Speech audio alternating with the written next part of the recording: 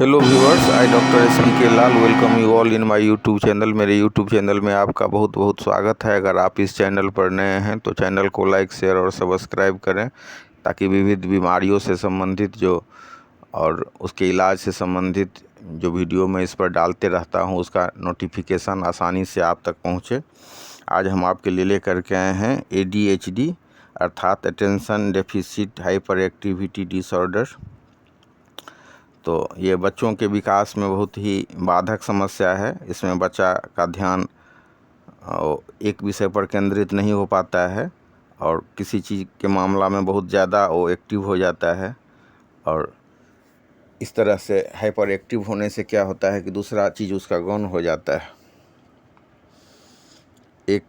मैं एक सेमिनार में था तो एक प्रधानाध्यापक ने मुझे बताया कि उनके स्कूल में एक लड़का एडमिशन लिया 9th क्लास में और वो इतना हाइपर एक्टिव था कि उसको परेशान करे, उसको मारपीट करे, हमेशा कभी क्लास को चैन से नहीं रहने दे। पूरा प्रॉब्लम चाइल्ड हो गया था वो।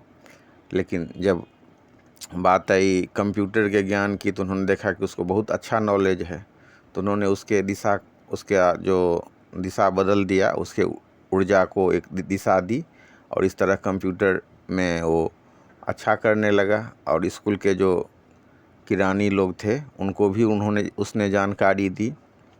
तो एक प्रयास ऐसा भी हो सकता है कि अगर वो उसका डायरेक्शन हम चेंज कर दें तो बहुत कमाल हो सकता है। सबसे ज़रूरी जो मैं समझता हूँ वो ये है कि बच्चों में बहुत ऊर्जा होती है और कई बार हम बच्चों के सामान्य सक्रियता को ही अति सक्रियता समझ लेते हैं।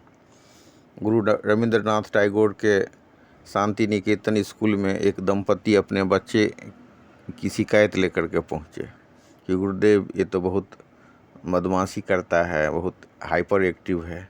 तो वो जो शिकायत करता उससे पहले उसने देखा कि गुरुदेव एकदम शांत मुद्रा में बैठे हुए हैं। तो उसने दंपति ने कहा कि गुरुदेव आप क्यों ऐसे इस मुद्रा में बैठे हुए हैं? तो गुरुदेव ने कहा कि देखते नहीं हो, ये बच्चे असामयिक रूप से बूढ़े हो रहे हैं, अभी इनमें ऊर्जा है खेलने कूदने की। मैं चिंतित हूँ कि ये बच्चे इतने शांत क्यों हो गए। तो आवश्यकता इस बात की है कि हम बच्चों के सामान्य सक्रियता को भी अति सक्रियता नहीं मान लें। और इस माध्यम से हमने देखा कि गुरुदेव रविंद्रनाथ टैगोर ने कैसे उनको ज्ञान दिया। सामान्य सा टिप है कि बच्चों को सुबह खाली पेट दौड़ाइए, नंगे पैर दौड़ाइए, जो मिट्टी है और जो दूब है उस पर चलाइए। इस सब से बच्चे में इम्यूनिटी सिस्टम भी डेवलप होता है। और जो जैसे मिट्टी में खेलवाना है या मतलब घरौंदा बनाना है या चोर सिपाही खेलना है या फिर तैराकी जैसा एक्सरसाइज है, बच्चों को ADHD से उबरने में बहुत मदद करता है। तो उसमें हम देखते हैं कि बच्चा कभी आँख मूंदता है, कभी खोजता है, तो इस सब से उसके जो हाइपर होने की जो संभावना होती है वो कम हो जाती है। अगर हो भी गया है तो इस सब माध्यम से एक मेडिटेशन हो जाता है और बच्चा आपका हाइपर एक्टिव होने से बच जाता है। अब इसमें क्या होता है कि बच्चा आवेग पर नियंत्रण नहीं रख पाता है, स्कूल में खराब प्रदर्शन करने लगता है, अति सक्रियता व चंचलता के कारण जो है उबाऊ कार्यों से बचना चाहता है। फिर उसमें जो हम देखते हैं कई बार वो अपने माता पिता से गाली गलौज और चिल्लाने की आदत सीखता है। तो इस तरह का जो केस होता है उसमें हम होम्योपैथी दवा के मदद से बहुत आराम से बच्चों को बचा सकते हैं। और जो अगर वो सफ़र हो गया है तो उसको उस बीमारी से निकाल सकते हैं और परमानेंट रूप से ADHD का इलाज यहाँ हो सकता है। एक मामले में मैंने देखा कि एक मेरा पेशेंट बनारस में रहता था। अचानक वो सोया रहे एकाएक बहुत हाइपर एक्टिव हो जाता था, दौड़ने लगता था, चिल्लाने लगता था, घर खोल करके भाग जाना चाहता था। तो मैंने उसको पहले बेलाडोना 1M दिया, उससे लाभ नहीं हुआ तो फिर मैंने 10M दिया और 2 रुद्राक्ष जो उसके बाँह पर धारण करवाया। इस तरह से वो बच्चा समूल जो उसका प्रॉब्लम है वो नष्ट हो गया। तो सबसे टॉप में जो मेडिसिन है ADHD के लिए वो है बेलाडोना। दूसरा है मेडिसिन एस्ट्रामोनियम। एस्ट्रामोनियम में बच्चा अंधेरा में नहीं रहना चाहता है। बेलाडोना के मामले में देखेंगे कि बच्चा अंधेरा में रहना चाहता है, लेकिन एस्ट्रामोनियम में वो बत्ती जला करके रहना पसंद करता है। इसके अलावा थूकना, पैर चलाना, किक मारना, मारपीट, और बच्चा जब बहुत भयभीत हो अंदर से तो उसके लिए दवा है एस्ट्रामोनियम। इसके अलावा हम देखेंगे तीसरा जो टॉप मेडिसिन के श्रेणी में तीसरा मेडिसिन है हमारा सीना।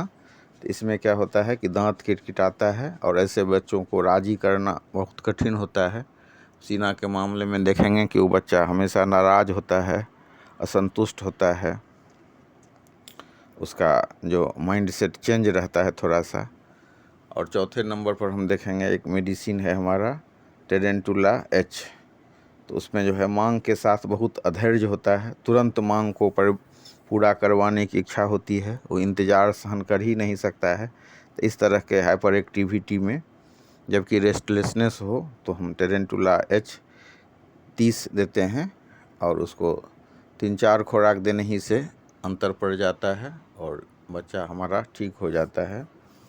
इसके बाद हम देखेंगे कि एक बहुत ही विलक्षण मेडिसिन है जो वो है कि समझाने पर बच्चा और गुस्सा हो जाता है और वो उसका वीपिंग नेचर होता है, डिक्टेटोरियल पर्सनैलिटी होती है।